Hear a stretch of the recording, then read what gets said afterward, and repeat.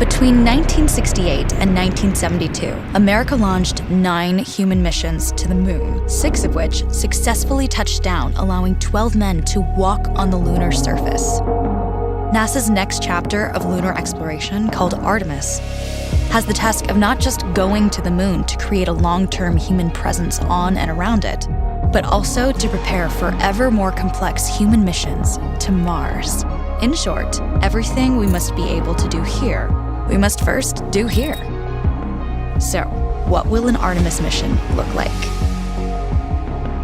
Everything is designed and tested with our most important element in mind, the astronauts. This is their deep space, human-rated spacecraft called Orion, built in 3 parts. The crew module, where up to 4 astronauts will live and work throughout the flight. The service module, with life support systems for the crew and its own engine and fuel reserves. And a launch abort system, with engines capable of pulling the crew module to safety during launch should anything go wrong. To accomplish the task of launching our crew and heavy payloads, NASA is building the Space Launch System, comprising of a cargo hold, an exploration upper stage, a massive core stage, and 2 extended solid rocket boosters. Altogether, this is the world's most powerful rocket, and it exceeds the legendary Saturn V of the Apollo era in numerous ways. Sitting on the launch pad, the entire rocket, fully fueled, weighs just over 6 million pounds, 5.2 million of which is just the fuel.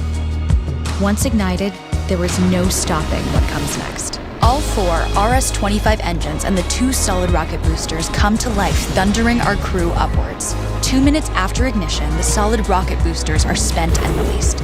8 minutes after launch, the core stage is depleted and separated. The upper stage fires briefly, placing Orion into a parking orbit around the Earth. Here, the crew reconfigure the spacecraft and check systems to confirm everything is ready for deep space travel.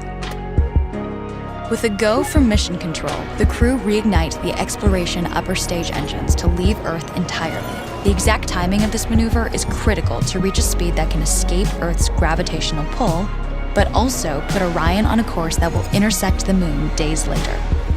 Once this burn is complete, the upper stage of the SLS is jettisoned and the crew aboard Orion coast for several days toward all that awaits them at the moon. Approaching the moon, we see the fundamental differences between Artemis and Apollo. Instead of requiring Orion to serve as an expendable lunar command module or to carry a constrained lunar lander, the Artemis missions will take advantage of a different approach: pre-staging. Everything needed for lunar missions will be positioned in advance by commercial and international partners. This includes rovers, science experiments, and human-rated systems on the surface. But it also includes a dedicated lunar station in orbit around the moon called Gateway. Here at this station, we can pre-stage a robust lunar lander and establish a strong communications relay.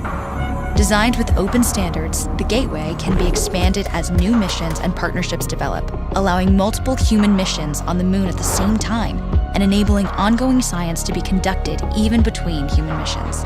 The Gateway is also capable of adjusting its orbit to allow access to every part of the moon, something the Apollo missions could not do. But the real key in this approach is placing Gateway in a unique halo orbit to perfect the maneuvers needed for Mars missions. And with the growing list of commercial and international opportunities, Gateway is the ideal hub between Earth and all that lies beyond. Returning to our crew as they approach Gateway, the Orion must match the elliptical orbit of the station in order to successfully dock. Once on board, pre-selected crew members transfer to the lunar lander, while those assigned to Gateway remain on station.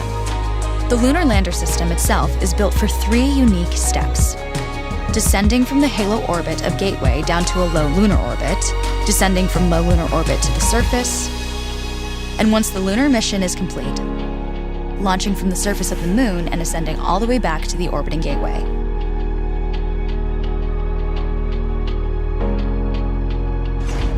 Once back aboard the Orion spacecraft and undocked from Gateway, the crew fire their engine once to break out of the halo orbit and once again to sling the spacecraft around the moon, placing it on a multi-day trajectory back towards Earth.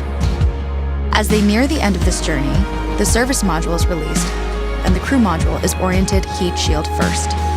Entering Earth's atmosphere at 25,000 miles per hour, the friction of air slows Orion considerably, while also subjecting it to temperatures of 5,000 degrees. With the Orion now at just 300 miles per hour, a series of parachutes uniquely tested and produced for this moment deploy, decelerating the craft to just 20 miles per hour for splashdown. With each successful mission, Artemis ushers in the next wave of men and women to explore our moon and prove that together we are ready to go beyond.